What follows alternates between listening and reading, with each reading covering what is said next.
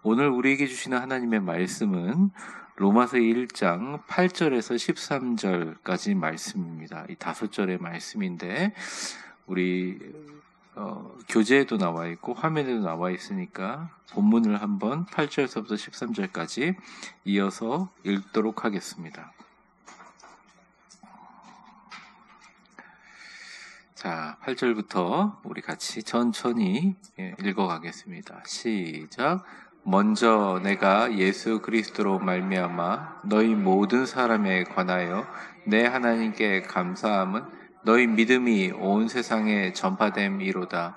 내가 그의 아들 복음 안에서 내 심령으로 섬기는 하나님이 나의 증인이 되고 항상 내 기도에 쉬지 않고 너희를 말하며 어떻게 하든지 이제 하나님의 뜻 안에서 너희에게 나아갈 좋은 길 얻기를 구하노라.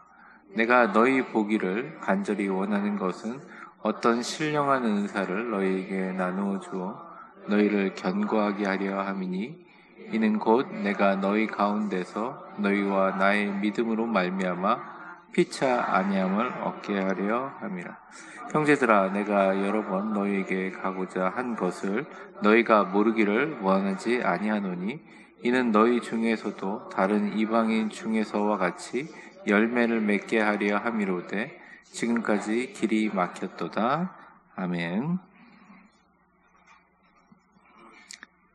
지난주 로마서 1장 1절 7절까지 두 번의 시간을 통해서 로마서 전체가 가지고 있는 주제, 로마서가 이야기하고자 하는 내용들을 같이 다루었습니다. 혹시 필기도구 없으신 분들 손 잠깐 들어주실래요? 네, 그러면 전달해 드리겠습니다. 오늘 로마서 1장 8절서부터 13절까지의 내용은 바울이 어떤 마음으로 로마서를 사용했는지, 로마서를 썼는지에 관한 내용이라고 할 수 있어요. 네. 손을 좀 들고 계세요. 네. 네, 목사님. 네.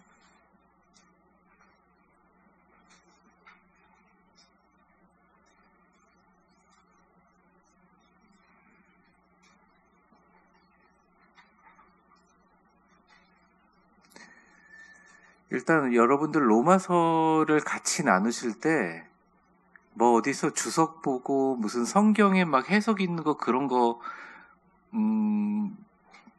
보시고 나서 로마서를 이해하고 뭐 어디 책 보고 그런 것들도 되게 중요하긴 하지만 그런 건 싹 잊어버리세요. 이미 그런 거는요, 그 책이 지어지기 전에 30년 전에 쓰여졌던 내용들이고 지금 거기 있는 주석을 본다고 해도 이해를 할 수가 없습니다. 이해가 안 되는 거고 현실하고도 잘 맞지가 않아요. 그래서 오늘 여러분과 같이 나누는 이것이 이제 바울의 마음을 하나하나 분석하고 또 이제 최신 버전이라고 할 수 있죠. 존 메가더의 로마서 주석, 그냥 책으로 여러분들이 사시기도 어렵지만 있다고 하면 한 권당 5만 원 이상 되리라고 생각하는데 그 내용들을 다 실을 수는 없고 거기 있는 핵심을 뽑아서 이야기한 것입니다. 그래서 여러분들 이것을 가지고 있으면 8절서부터 13절까지 5절이 가지고 있는 바울이 로마서를 쓰면서 했던 마음들을 좀 분석하는 구절이 될 수 있으리라고 생각합니다. 5가지 마음을 일단 나눴는데 A, B, C, D, E, F까지 5개로 나눠놨어요. 쭉 살펴보도록 하겠습니다. 먼저 A, 감사하는 마음이고요. 예수 그리스도로 인해 감사하며 승리함 이라는 내용인데, 자, 저를 한번 보실래요? 그러니까 우리가 감사하는 거 되게 많잖아요. 바울도 감사가 있었다는 거예요. 우리가 마음속으로 사실 감사한 일이 있지 않습니까? 얼마 전이긴 한데 며칠 전에 에어컨이 고장이 났어요, 저희 집에. 그래서 야, 잘 됐다. 이제 서늘할 때 되니까 에어컨이 고장 났으니까 이제 괜찮겠지 이랬는데 그 안 트는 하루 동안 너무 힘들었어요. 야, 이게 이렇게 힘들 수가 있나 싶더라고요. 그러고 이제 고치는 건 내일 온다고 하니까 저희가 그 며칠간 이걸 며칠을 어떻게 버티나 그랬는데 하나님이 참 불쌍하셨는지 그 추석 전에 기사가 들려가지고 에어컨을 수리할 수 있게 돼서 너무 감사한 일이거든요. 근데 그런 감사가 있잖아요. 그럼 뭐가 감사합니까? 에어컨이 나옴으로 인해 감사한 거죠. 감사는 뭐 다 그렇잖아요. 그런데 솔직히 위대한 감사는, 하나님이 보시기에 사람을 써서 위대한 감사는 그 사람이 갖고 있는 환경이 변화돼서 감사하는 게 아니라 예수님 때문에 감사하는 거. 여러분 묻고 싶습니다. 여러분 예수님 때문에 감사하십니까? 예수님 때문에 돈을 벌어서 감사한다고 하는 것도 사실 돈 때문에 감사한 거지. 예수님 때문에 감사하는 거죠. 바울은 감사라는 내용들을 쭉 쳐보면, 제가 이제 이걸 하면서 바울의 서신들을 쭉 구절들을 검색해 보니까 대부분 예수님 때문에 감사하다는 말을 했어요. 아니면 바울은 인간적으로는 감사할 내용이 너무 없어요. 근데 예수님 때문에 감사하다. 그래서 바울의 감사는 예수님 때문에 감사한데, 그런데 제가 존 메가독 주석에 보니까 이렇게 나와 있어요. 바울이 예수님 때문에 감사하다고 하는 모든 구절에는 바울이 속하고 기도하는 성도들이 예수님 믿고 핍박당하기도 하고 순교당하기도 하고 죽기도 하고 고통당하기도 하지만, 그럼에도 불구하고 예수님 이름을 끝까지 배신하지 않고 버리는 모습을 감사하는 마음이 포함되어 있어서, 바울이 예수님 때문에 감사하다고 말할 때마다 바울은 주님 위해서 생명을 거는 모든 크리스찬에 대한 감사를 다 담고 있다라고 써 있어요. 저도 그게 동감입니다. 그래서 오늘 8절을 한번 보시면, 본문 8절. 목사님들 그 A, B, C, D, E, F가 8, 9, 10, 10, 10, 10, 12, 13 이렇게 나오고, 밑에 있는 참고 구절은 또 다른 거예요. 자, 8절 화면을 보셔도 돼요. 자, 보겠습니다. 같이 읽겠습니다. 시작. 먼저 내가 예수 그리스도로 말미암아 너희 모든 사람에게 관하여 내 하나님께 감사함은 너희 믿음이 온 세상에 전파됨이로다. 네. 그 당시 뭐 핸드폰이 있었던 것도 아니고 무슨 SNS가 발달된 것도 아닌데 어떻게 전파될 수 있을까요? 어마어마한 핍박이 있었거든요. 근데 오히려 기독교가 약화되거나 줄지 않고 더 계속 늘어나는 거예요. 엄청난 속도로 확산되는 거예요. 내가 예수 그리스도로 말미암아 너희 모든 사람에게 진짜 감사함은 너희 믿음이 온 세상에 전파된다. 이게 목회자의 마음인 것 같습니다. 이게 크리스찬의 마음인 것 같습니다. 여러분이 전도했던 사람들이 있잖아요. 예전에 전도했던 사람, 지금 전도하는 사람. 그런 분들이 예수님 잘 믿어가지고 예수님 잘 전하고 신앙생활 잘하는 거 얼마나 기쁘고 감사합니까? 이게 예수 그리스도로 인해서 하나님께 감사한다는 모든 말은 그러한 모든 신앙적인 가장 고귀하고 선한 감사가 다 포함되고 있다는 것입니다. 그래서 이 감사는 되게 중요해요. 그리고 이 감사는 어떤 환경도 이길 수가 있어요. 여러분 교재 보시면 동그라미 땡 해가지고, 교재를 보세요.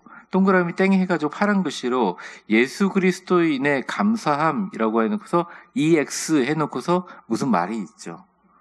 여러분 로마서를 쓸 때 로마에 있는 두 번째 감옥에 들어갔는데, 이게 이제 최근에 신학적으로 발견된 일인데, 마메르티네라는 감옥에 있었대요. 근데 이 감옥이요, 요번에 이제 저를 보세요. 고고학적으로 발굴이 됐는데, 그 감옥에 이렇게 파다 보니까 감옥이면 그 사람 죽은 뼈가 나오는 거는 이해가 되는데, 너무 많은 뼈가 나오는 거예요. 마치 무덤처럼 뼈가 계속 나오는 거예요. 뼈가 계속. 어린아이 유골소부터 여자 유골소 뼈가 계속 나오는 거죠. 그래서 이제 성서학자들이 바울이 갇혔던 곳이 맞는데 왜 이런 게 되냐, 그래서 이제 역사 기록 쪽으로 쭉 들어가 보니까 그 감옥은 로마 시내 안에 이제 아마 바울이 황제 네로를 만나기 전에 갇혔던 감옥인데, 그 감옥은 로마에 있는 하수관이 흐르는 곳에 지어진 감옥이었다 그럽니다. 근데 이게 네로가 미친 놈인 게, 자기한테 반대하거나 자기한테 까부는 사람들을 거기다 가둬놓고 그 사람들을 한번 치워야겠다 생각하면 어떻게 해요? 하수구를 열어버리는 거예요. 그럼 어떻게 됩니까? 다 수장돼 버리는 거죠. 그럼 한번 쫙 다 청소하는 거예요. 그럼 그 감옥이 얼마나 습기가 많았어요. 여러분, 바울이 막 눈에 안질이 있고 맨날 몸이 아프고 그런 거죠. 그런데 바울이 말하는 빌립보서, 에베소서, 골로새서, 빌레몬서 이런 수많은 그 세 개의 교회와 한 사람을 통해서 쓰는 편지의 모든 내용들이 제2의 감옥인 마메르틴의 감옥에서 쓰여졌다는 거예요. 그러니까 이 바울의 감사는 어떻게 보면 이제 안 믿는 사람 볼 땐 바울은 미친 사람이죠. 예수님 때문에 감사한 거예요. 우리 교회에 많은 감사하는 사람들이 있지만 예수님이 우리 교회를 향해서 예수님이 나를 이 자리에 세워주셔서 예수님이 나와 함께함을 감사하는 사람들은 기도할 때마다 감사하고 그 사람의 감사를 보면서 옆 사람이 감명을 받아서 어떤 고난도 이길 수가 있습니다. 여러분들 그런 감사가 회복되기를 주의 이름으로 축원합니다. 이건 저한테도 하는 말이기도 해요. 그 밑에 참고 구절이 있는데 그냥 제가 읽을 테니까 보세요. 보통 볼펜을 가지고 제가 동그라미 치라고 하는 것은 진한 글씨로 되어 있지 않는 부분입니다. 자, 먼저 골로새 1장 3절을 같이 읽겠습니다. 우리가 너희를 위하여 기도할 때마다 하나님 곧 우리 주 예수 그리스도의 아버지께 감사하노라 이렇게 나와 있거든요. 거기에 기도할 때마다를 한번 동그라미 쳐보십시오. 바울이 그런 얘기를 하잖아요. 항상 기뻐하라, 쉬지 말고 기도하라, 범사에 감사하라 하잖아요. 바울은 육체적으로, 정신적으로, 상황적으로 이겨낼 힘이 거의 없었어요. 그런데 바울은 기도할 때마다 감사할 수 있었던 이유는 하나님이 우리를 함께 하시는 거죠. 이게 기도할 때마다 감사라는 거죠. 그 다음에 그 다음 구절 에베소서 1장 16절인데요. 또 기도가 나옵니다. 내가 기도할 때 기억하며 너희로 말미암아 감사하기를 그치지 아니하고 기도할 때 기억하며 동그라미 쳐보세요.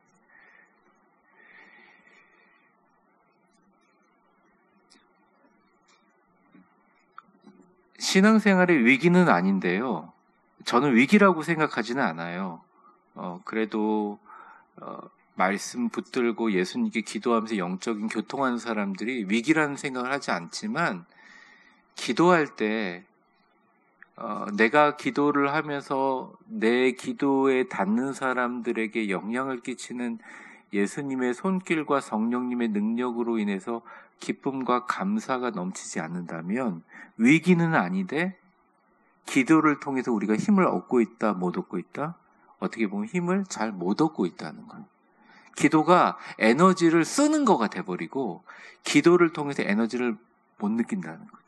그러니까 저도 목회자도 부끄럽지만 막 어떤 교회 일이 있고 중요한 일이 있을 때 힘들 때 하나님께 이 문제를 해결하려고 기도하다 보면 이 기도를 하면서 힘이 좀 빠져요. 그런데 어느 순간 기도하면서 하나님이 영안을 밝혀주시면 기도하면서 우리 성도들 가운데 터치하시고 만지시는 하나님을 보게 되거든요. 그럼 나같이 부족한 사람이 이렇게 기도하는데 하나님 만져주시네, 터치해주시네, 변화시켜주시네 하는 그런 기쁨이 생겨요. 감사가 생겨요.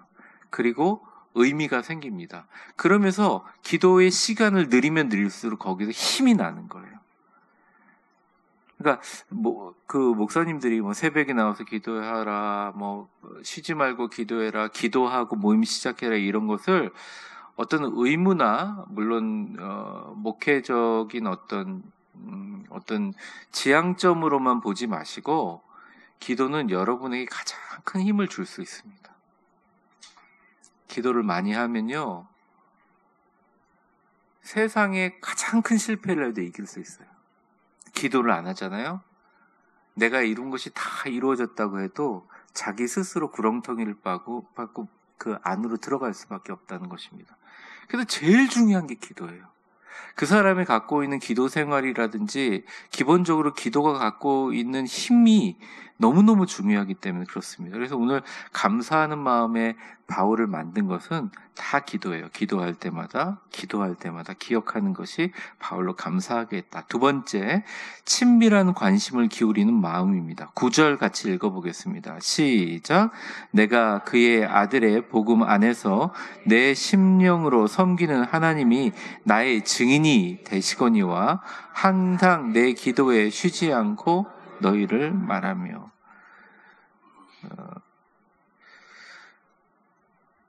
바울이 이야기하는 이 친밀함은 그의 아들의 복음 안에서 심령으로 섬기는 하나님이 나의 증인이 되거니와 항상 내 기도에 쉬지 않고 너희를 말한다. 관심을 갖고 챙겨주는 거죠. 근데 뭘로 챙기느냐? 여러 성도를 위해서 기도하면서 챙긴다는 말을 하고 있습니다. 에베소서 6장 18절도 마찬가지 내용인데요. 거기 굵은 글씨로 이렇게 나와 있어요. 이를 위하여 깨어 구하기를 항상 힘쓰며 여러 성도를 위하여 구하라 라고 나와 있습니다. 에베소 교회가.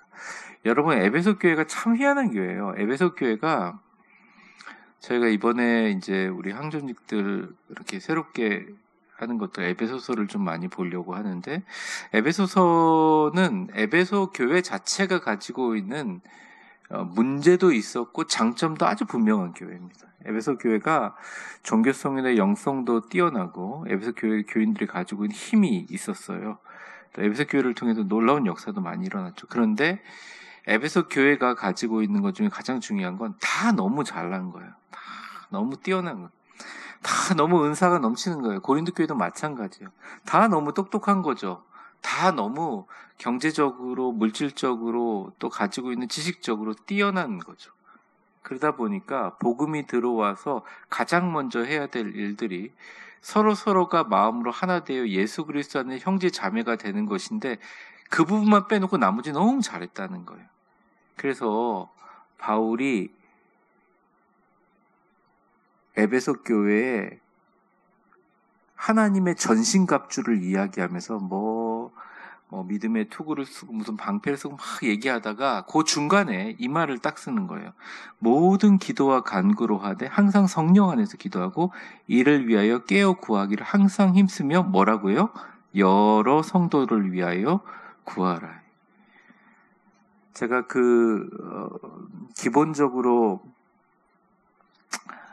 교육부 목회자들에게는 교육부 아이들 이름 부르면서 기도하라고 얘기합니다.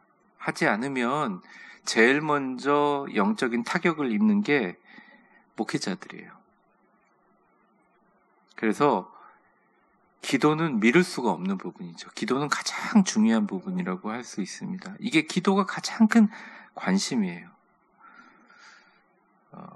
어떤 분에게 통화하기도 전에 통화가 오면 어쩔 수 없겠지만 주님이 갑자기 이렇게 저한테 탁 건드릴 때가 기도해야 된다. 가끔 이런 날이 있거든요. 이날은 목회자들한테 제가 얘기를 해요. 편도가 너무 붓거나 목에서 고름이 나오고 그러면 목사님 좀 설교 좀 준비해 주세요. 그런데 새벽 2시가 되면 탁 깨워요. 오늘은 새벽 기도 나오는 사람 중에 네가 만나야 될 사람이 있으니 진우가 너 오늘 꼭 가서 설교해야 된다. 이러면서 준비하고 꼭 나옵니다. 근데 안 나오시던 분이 한 분 나와요. 꼭.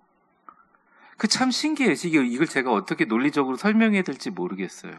그런데 관심을 기울이는 마음의 가장 강력한 표현은 기도예요. 아내를 사랑하십니까? 남편은 아내를 위해서 기도해야 됩니다. 아내도 마찬가지죠. 성도를 가장 위해서 사랑하는 건 기도입니다. 바울은 이렇게 기도했다는 거예요. 바울이 한 사역 중에 가장 위대한 사역은 기도라고 할 수 있습니다. 빌립보 교회에게도 이런 얘기를 하는데요. 1장 9절에서부터 11절까지 하면서 이제 뭐라고 기도하냐면 제가 읽어보겠습니다. 내가 기도하노라 이렇게 시작해서 너희 사랑을 지식과 모든 총명으로 점점 더 풍성하게 하사 너희로 지극히 선한 것을 분별하며 또 진실하여 허물 없이 그리스도의 날까지 이르고 예수 그리스도로 말미암아 의의 열매가 가득해. 선물이 왜 이리 많아요. 그렇죠? 대부분 성서학자들이 얘기합니다. 바울이 정말 힘들고 어려울 때 빌립보 교인들이 보내준 돈 받았을 때 돈이라고 표현하는 연보를 받았을 때 너무너무 눈물나게 고마워서 바울이 쓸 수 있는 모든 표현, 너희 사랑을 지식과 총명과 더욱 풍성하게 해서 지극히 선한 것을 분별하여 또 진실하고 허물하게 그리스도의 날까지 이르며 예수의 그리스도로 말미암아 의의 열매가 가득하여 라고 칭찬하면서 결국 딱 문장을 마무리하는 게 오늘 이제 굵은 글씨예요. 하나님의 영광과 찬송이 되기를 원하노라. 돈이 없어도 하나님의 영광과 찬송이 될 수 있어요. 자본주의가 속이는 거예요. 그거 없어도 할 수 있습니다. 힘이 없어도 할 수 있어요. 사회적인 계급이 낮아도 할 수 없어요. 건강이 없어도 할 수 있습니다. 하나님의 영광과 찬송이 되는 것은 그 사람의 존재로 말미암아 하나님의 나라가 확증되는 거예요. 난 이게 없어서 안 된다. 교만한 겁니다. 난 이렇게 하니까 할 수 있다. 그것도 교만한 겁니다. 하나님이 다 하시는 거예요. 하나님이 다 하시는 거예요. 근데 가장 깊은 관심과 가장 깊은 사랑으로 그 사람을 위해서 기도할 때 당신이 하나님의 영광과 하나님의 찬송이 되기를 원합니다. 이 다윗의 기도는 참 위대한 기도라는 생각을 합니다. 옆 사람 한번 축복해 볼까요? 웃으면서 우리 옆 사람을 보고 맨날 보는 사람만 보지 말고 네, 한번 이렇게 한번 축복해 보겠습니다. 당신이 하나님의 영광과 찬송이 되기를 원합니다. 저는 우리 위대한 교회가 하나님의 영광과 찬송이 되기를 원합니다. 우리 교회가 사람들에게 어떻게 보이는 것도 중요하지만 하나님의 영광과 찬송이 되기를 간절히 원합니다. 세 번째 바울의 마음은 이거 좀 특이한데 자발적이고 복종하는 마음입니다. 10절을 한번 보겠습니다. 화면 보고 같이 읽어볼게요. 시작. 어떻게 하든지 이제 하나님의 뜻 안에서 너희에게로 나아갈 좋은 길 얻기를. 자, 저 여러분들 질문을 한번 해요. 왜 어떻게 하든지라는 말을 썼을까요? 이 말은 여러 번 시도해봤는데 됐다 안 됐다? 잘 안 됐기 때문에 그런 거예요. 어떻게 하든지 이제 하나님의 뜻 안에서 너희에게 나아갈 좋은 길 얻기를 바란다. 열심히 노력해보고 이런 얘기를 하는 것과 노력 하나도 안 하고 하나님의 뜻 안에 되겠지 하는 거는 정말 천지 차이죠. 바울은 최선을 다해서 이런 노력을 하지 않았습니까? 자기가 목숨을 걸고 갔는데 로마에 막상 도착해서도 꽤 많은 시간 기다렸죠.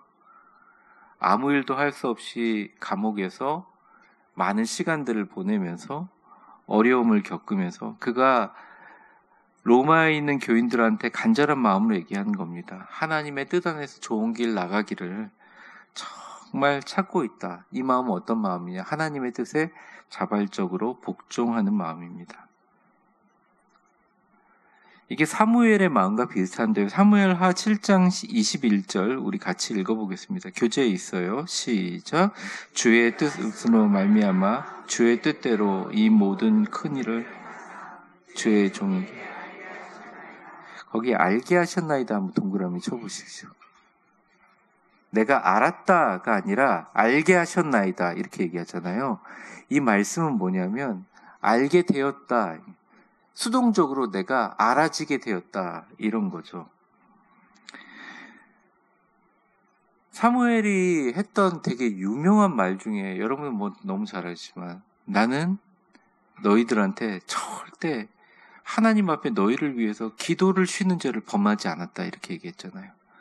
위대한 하나님의 사람들이 참 많지만 사무엘이 아주 특별하고 엄청난 권위를 가졌던 것은 사울 왕조를 무너뜨리기 위해 사실은 다윗이라는 왕조를 세우기 위해 다윗에게 기름 부었던 사람이기도 하고 엄청난 역사를 만든 사람인데 이 사람이 그렇게 했던 이유는 오히려 그 사람이 일을 많이 해서가 아니라 하나님의 뜻이 그 주의 종에게 그에게 알게 하기까지 기도에 힘썼다는 거예요. 기도에 힘썼다는 거예요. 주의 종에게 알게 하셨다. 하나님의 뜻대로 이 모든 큰 일을 행하신다라고 고백하는 내용들입니다. 근데 참 하나님이 이런 기도를 너무 좋아하세요. 눈 가리고 아웅하는 것 같잖아요. 하나님이 우리 마음이 교만한 거 왜 몰라요? 그렇게 겸손하던 사람 얼굴 싹 변하는 거죠. 왜 모릅니까? 다 보이지. 그런데 그럼에도 불구하고 하나님 앞에 기도할 때마다 내가 겸비해야지. 나 아무것도 아니지. 하나님 오늘 데려가시면 나 오늘 인생 끝나지. 내 모든 건 하나님께 달려있구나. 다시 한번 하나님 앞에 채널을 딱 세우고 그렇게 입으로 고백하면 하나님이 우리를 딱 들어서 우리를 평안하게 일을 감당하게 해주세요. 우리 수요예배 나오신 분들은 어떻게 보면 영적인 선구자들이, 그러니까 여러분들이 교인들로 하여금 그렇게 되는 영적인 열망을 일으키게 하시는 분들이 되시기를 주의 이름으로 축원합니다. 그러니까 여러분들이 섬기고 여러분들이 겸손한 모습이 진짜 이게 사실 하나님의 영광과 찬송 아니겠습니까? 골로새 교회를 향하여 바울은 또 이렇게 얘기합니다. 골로새서 4장 12절 제가 읽어볼게요. 그리스도 예수의 종인 너희에게서 온 에바브라가 너희에게 문안하느니라. 그가 항상 너희를 위하여 애써 기도하며 너희로 하나님의 모든 뜻 가운데서 완전하고 확신 있게 서기를 구하노니. 거기다 한번 동그라미 쳐보십시오. 완전하고 확신 있게 서기를. 세상에 어디 완전하고 확신하는 게 있을까요? 근데 기도하고 뭔 일을 하는 사람들은 알아요. 됐다 알아요.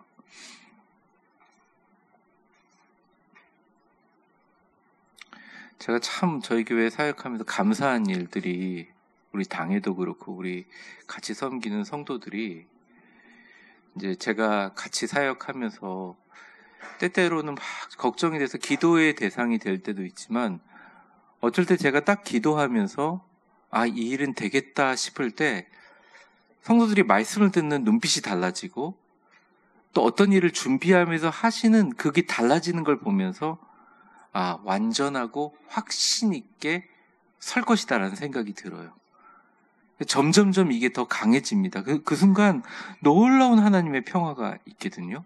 근데 이게 저의 뜻도 아니고 여러분의 뜻도 아니고 하나님의 뜻이라는 것을 우리는 인정해 드려야 된다는 거죠.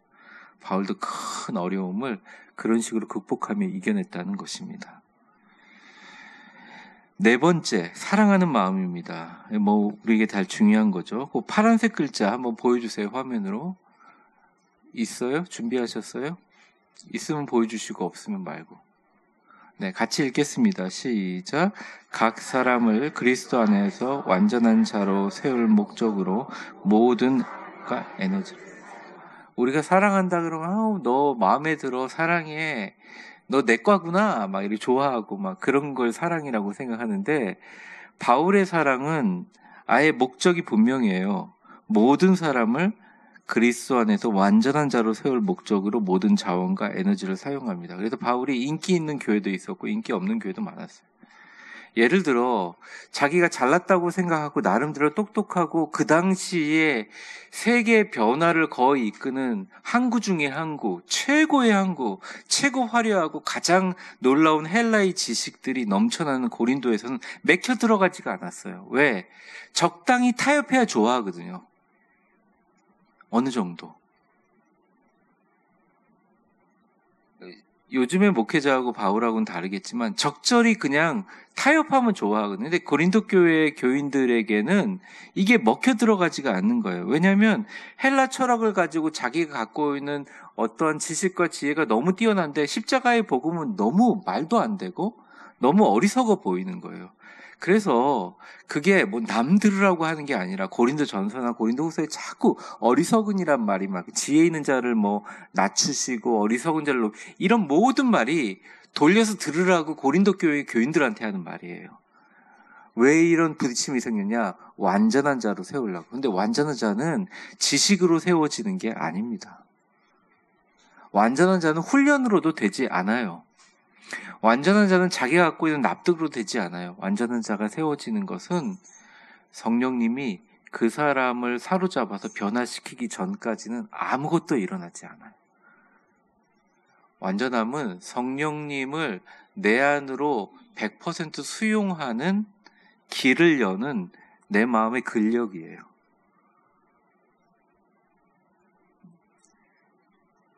물론 순복음교회나 성결교회나 성령을 엄청 강조하면서 막 전교인들이 방언받아야 된다 이런 교회 스타일의 목사도 제가 아니고 또 우리 교단이 가지고 있는 되게 신학적이고 정통적인 부분이 있기 때문에 막 예배 시간에 아멘하고 막 울고 막 손들고 이런 걸 추구하는 저는 아니지만 결국 사람을 변화시키고 사람을 완전하게 할 수 있는 것이 누군가의 가르침을 받아서 된다? 아니에요. 절대 아닙니다. 그렇게 생각하시면 어려워요. 오히려 조금만 길을 잘못 들면 교만해지거나 마귀가 장난감으로 갖고 놀아요. 성령님이 나를 사로잡아서 성령님이 나와 동행하는 것을 느끼는 순간 내가 너무너무 불완전하다 생각해서 사소한 일조차도 성령님의 이름을 부를 때 그 일어나는 자연스러운 모든 결과가 완전함으로 귀결되게 돼요. 작은 일을 가지고 성령을 부르지 않는 사람들이 있습니다. 저도 마찬가지죠. 무 썰 때 제가 성령님 무 잘 썰게 해주세요 이렇게 기도하겠습니까? 안 하잖아요. 제가 이거 40번 50번 설교해 본 거 가지고 어디 가서 강연한다고 할 때 제가 성령님 강연 잘하게 해주세요 이렇게 기도하지 않잖아요. 근데 어느 순간 깜빡 제가 해가지고 준비를 너무 못한 거예요. 그래가지고 너무너무 막 황당하고 갑자기 눈앞이 깜깜해지고 이 성령님 이거 어떡합니까? 저 좀 도와주세요. 저 좀 살려주세요. 주의 종이 수치를 당치 않게 해주세요. 이렇게 하는데 갑자기 어느 순간 제가 노회에서 강의할 때 일입니다.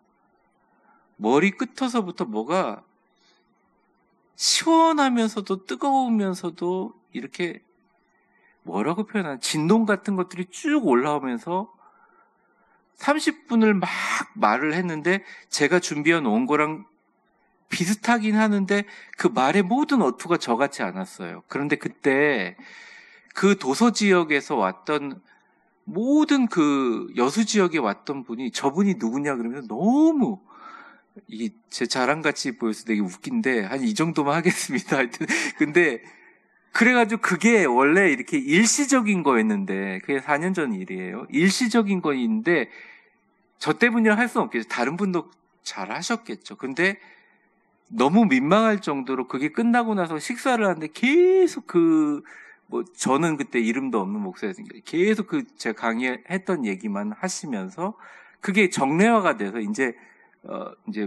남녀 새로운 목사님들 오시면 그게 가는 게 프로그램 됐거든요. 근데 그때 경험이 제가 느꼈던 게 나 준비 안 했는데 내가 어디서 그런 말이 나왔을까? 내가 한 번도 연결되지 않는 구절들이 나오네. 그래서 나 잘났다 이 결론이 아니라 반대예요. 완전 반대. 나 아무것도 아니었구나. 내가 지금까지 배워서 공부하고 성사학, 신학 가졌던 것 대단한 것 같지만 별거 아니었구나. 이렇게 나무 막대기 같은 나라도 성령님이 들어서 움직여 주시면 하나님이 그 자리에 원하고자 하시는 일을 이루게 하실 거구나. 바울은 그걸 알았다는 거예요. 바울은 그걸. 그러니까 여러분들 너무 힘 빠질 필요도 없고 용기를 잃을 필요도 없고 우울해할 필요도 없어요. 정말 간절하게 내가 신경을 써야 되는 일은 내가 과연 내가 하나님의 사람으로 성령의 증인으로 살아가면서 내 입술의 말과 내 마음과 내가 가지고 있는 영향력 위에 성령님의 간섭하심과 역사하심이 있겠는가. 그게 더 중요하다는 말이죠. 바울의 완전함으로 세우는 것은 성령 충만이었습니다. 고린도 교회 첫 번째 편지를 보냈는데 고린도 교회가 더 엉망이고 엄청 싸운다고 하니까 고린도 후서를 쓰면서 바울이 이렇게 안타깝게 그들에게 이렇게 얘기합니다. 고린도후서 12장 15절인데 교재에 나와 있어요. 내가 너희 영혼을 위해 크게 기뻐함으로 재물을 사용하고 또 내 자신까지 내어주리니 너희를 더욱 사랑할수록 나는 사랑을 덜 받겠느냐 이렇게 얘기합니다. 근데 바울이 이렇게 얘기하고 나서 고린도후서 13장이 어떤 얘기를 하냐면 내가 이렇게 했는데 안 되는 이유에 대해서 스스로 해답을 찾아내요. 그게 뭐냐?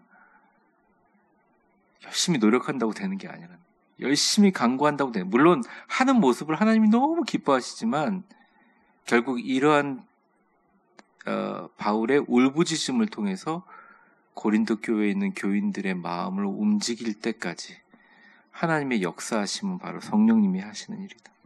여러분, 그래서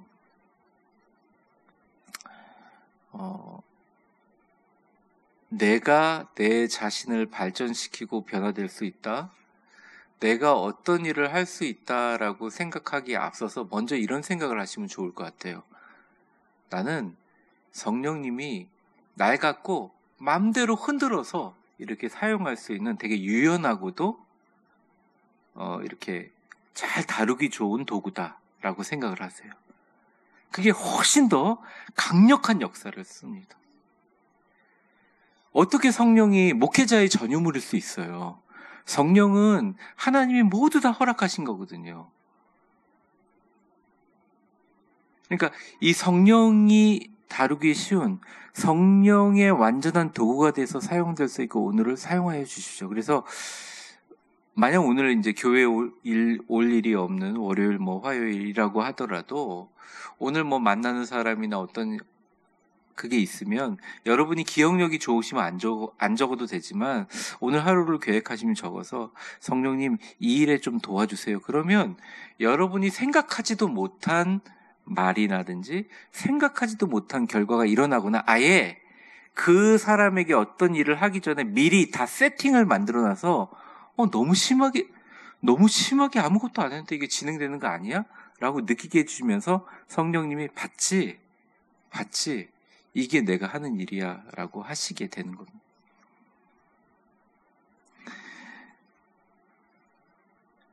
두 개 남았는데요. 이제 다섯 번째가 겸손한 마음. 겸손한 마음. 12절입니다. 같이 한번 읽어보겠습니다. 시작. 이는 곧 내가 너희 가운데서 너희와 나의 믿음으로 말미암아 피차 아니함을 얻게. 이게 이제 그랜드 주석에서는 그렇게 해석을 안 했지만 WBC 주석이나 옥스퍼드 주석에서는 이게 굉장히 겸손한 말투로 해석을 하더라고요. 근데 저도 헬라어에 굉장히 정통한 건 아니지만 헬라어 원문의 언어적인 뉘앙스를 보면 이는 곧 보통 바울이 말하는 이는이라고 하면 앞에 있는 것을 다 정리한 내용이거든요. 내가 너희 가운데서 너희와 나의 믿음으로 말미암아 피차 아니함을 얻기 위함이라.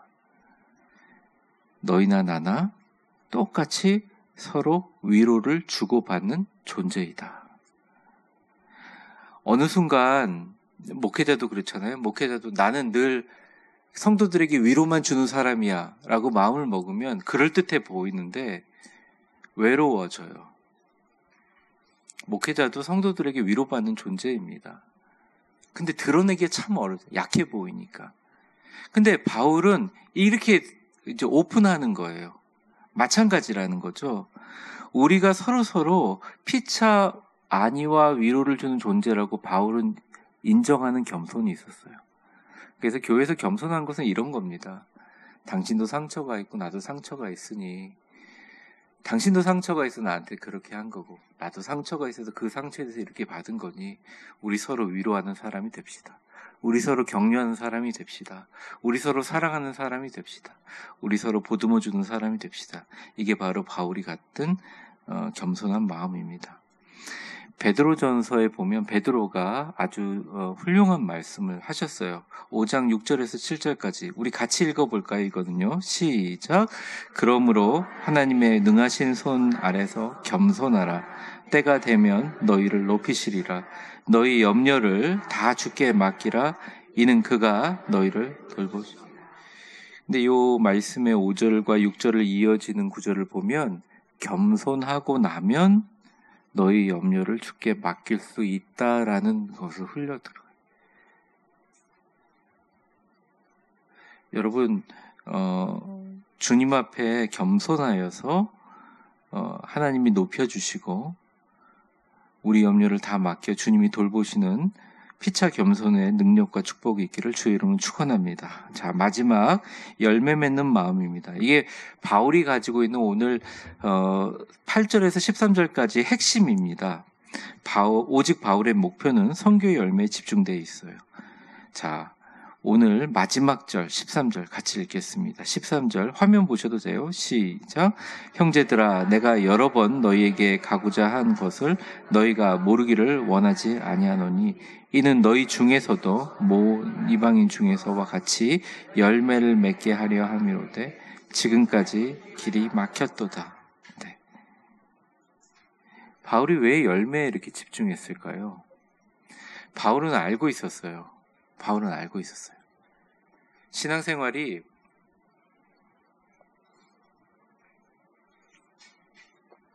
예수님과 연결이 안 돼 있으면 신앙생활을 아무리 많이 하고 영적인 체험을 많이 해도 결국 자신의 위주받게 되지 않아요. 그리고 전도와 선교에 대해서 벽을 두게 됩니다. 예수님 말한 것처럼 예수님은 포도나무인데 우리는 가지긴 가지인데 떨어져 있는 가지예요. 그 가지 자체는 너무 훌륭하잖아요. 근데 가지가 예수님께 붙어 있을 때 열매를 맺게 되잖아요. 그래서 여러분, 사람들을 전도하거나 열매를 맺게 되고 내가 복음을 전하는 이런 행동을 하는 것을 굉장히 높은 가치의 신앙생활로 여겨야 해요. 정통적인 우리 장로교회에서 그런 거 합니다. 막 아멘 막 열심히 하고 전도 많이 하는 그런 게 막 왜 이렇게 야단 법석이야? 점잖지 못하게 막 왜 이렇게 시끄럽게 아멘하고 그래? 뭐 우리 교회는 안 그러지만 종로에 있는 전통적인 교회에서 누가 목사님 말씀에 은혜 받아서 아멘 그럼 다 쳐다보잖아요. 그 사람 머쓱하게 다 쳐다보잖아요. 보면 우리 교회 어르신들 나이 드시고 정말 어릴 적부터 온몸으로 인생 전반을 기도와 말씀으로 사신 분들이 전도해요. 전도해서 모시고 오잖아요. 같은 연령대 어르신들을 모시고 와도. 그러다가 그분들이 잘 적응 못하고 떠나거나 다른 교회 갔을 때도 있잖아요. 완전 생짜배기 신자가 아닌 이상. 그러면 별소득이 없네 이렇게 생각하는 아니라니까. 하늘에서 벌어지는 일은 완전히 우리가 생각하는 거랑 다른 거예요. 하나님은 그 열매에 집중합니다. 왜? 열매는 그냥 맺어지는 게 아니에요. 내가 신앙이 어떠하네, 내 신앙이 어떻네 라고 하는 사람들의 수준에서 벌어지는 일이 아니에요. 열매는 예수님과 연결된 사람만 오는 겁니다. 아무리 기도해도 아들이 그렇게 교회 안 나와가지고 그렇게 기도하고 철회하고 안 되고 막 고통스럽게 주님께 부르짖다가 막 속상하는데 요한복음 15장이 딱 보이더래요. 거기 보이니까 나는 포도나무 가지고 네가 나랑 있으면 열매를 맺겠고 뭐 이런 얘기 보면 이게 그렇구나. 그러면서 아침에 일어나서 하루 종일 예수님과 동행하기 너무 힘드니까 딱 아침 먹을 때, 점심 먹을 때, 저녁 먹을 때만 단 5분만이라도 주님하고 동행하는 것들을 연습했다는 거예요. 그때 처음에는 아들 얘기를 하기도 하고 남편 얘기를 하기도 하고 삶의 얘기를 하기도 하고 그러니까 어느 순간 처음에는 나 혼자 짓거렸는데 이게 20일이 지나니까 잘 때 예수님이 속삭이기도 하고 아침에 벌떡 일어났을 때 예수님이 나한테 얘기하고 티티카카 젊은 애들 말로 예수님한테 얘기하고 대답받고 이게 되더라는 거예요. 그러면서 자연스럽게 그런 생활을 하면서 얼굴이 변하고 건강이 변하고 아들에게 하는 말투가 변하고 여러분 지금은 유아세례 개념이 없어요. 유아세례가 왜 중요한 줄 아세요? 왜 어릴 적에 애들한테 복음을 심겨주는 게 중요하냐? 다 커가지고 다 떠나는 것 같지만 결국 다 돌아옵니다. 반드시 돌아와요. 반드시 돌아와요. 그거를 아예 그냥 포기하면서 안 돌아올 거야 이렇게 하지 마시고 그건 반드시 돌아와요. 이게 성경적인 거거든요. 그런데 그런 것들의 응답을 촉진시키는 것은 바로 주님과 연결되어 있는 것. 주님과 연결되어 있는 것은 삶 속에서 일어나는 열매로 측정되게 된다는 것입니다. 여러분이 아무리 건강하다고 해도 피검사 해봤는데 막 콜레스테롤 300, 400 이러면 몸이 안 좋은 거 맞잖아요. 그래서 여러분 지금 결과가 보이지 않더라도 우리 교회에서 내가 어떤 일을 맡고 있느냐보다 더 중요한 것은 우리 교회에서 전도의 도구로 줬다 그럼 위대한 하루다. 한 번이라도 전하려고 노력을 하셔야 돼. 아니면 적어도 내 주변에 있는 사람한테 권하는 훈련까지 해보셔야 돼. 그래서 그분들의 마음이 변하든 안 변하든 내 마음속에 그런 일들을 실행해야 된다는 게 이게 바울의 마음이라는 것입니다. 말씀을 정리하겠습니다. 바울은 감사하는 마음이 있어요. 누구 때문에 감사해요? 예수님 때문에 감사하는 마음. 바울은 관심을 기울였습니다. 어떤 방법으로 관심을 기울였어요? 기도하면서 관심을 기울였습니다. 바울은 순종하고 복종했습니다. 누구의 뜻에? 하나님의 뜻에 복종했다는 거예요. 바울은 사랑하는 마음을 가졌습니다. 어떤 마음을 가졌습니까? 완전한 자로 세우기 위해서, 성령의 충만한 자로 세우기 위해서 사랑하는 마음을 가졌다는 것입니다. 바울은 겸손했습니다. 서로 위로가 필요함을 알았어요. 바울은 열매 맺는 마음을 가졌습니다. 그 바울의 모든 목표는 선교의 열매에 집중되어 있다는 거예요. 오직 성령의 열매는 사랑, 희락, 화평 쭉 하면서 9가지 열매들이 쭉 나오면서 나온 모든 내용들이 사실 오늘 8절서부터 13절까지 다 나와 있어요. 오늘 이 바울의 마음을 같이 배운 것으로 끝나는 것이 아니라 내가 여기 있는 바울의 6가지 마음 중에 단 한 가지라도 이번 한 주간 실행해 봤으면 좋겠다. 저는 여러분한테 조금 권유하고 싶은 게 이거예요. 성령님이 내 마음을 움직여서 가실 수 있도록. 근데 이게 이 가이드가 참 중요한데 성령님께 완전히 다 맡기는 가이드를 그냥 너무 쉽게 이 드라마에 보는 건 성령님 맡깁니다. 그러면서 오늘 걸음이 빠르네. 성령님이 하시네. 이렇게 하는 게 아니에요. 성령님께 우리의 모든 것을 순종하고 맡길 때 반드시 필요한 도구가 십자가입니다. 오늘 같이 그 기도를 하려고 그러는데 십자가 밑에 우리가 가지고 있는 모든 짐들을 다 내려놓고 성령님의 인도를 받아 사랑과 감사와 복종하는 마음과 겸손과 열매 맺는 마음으로 승리하시며 이번 한 주간 주님과 동행하시기를 주의 이름으로 축원합니다. 같이 기도하겠습니다.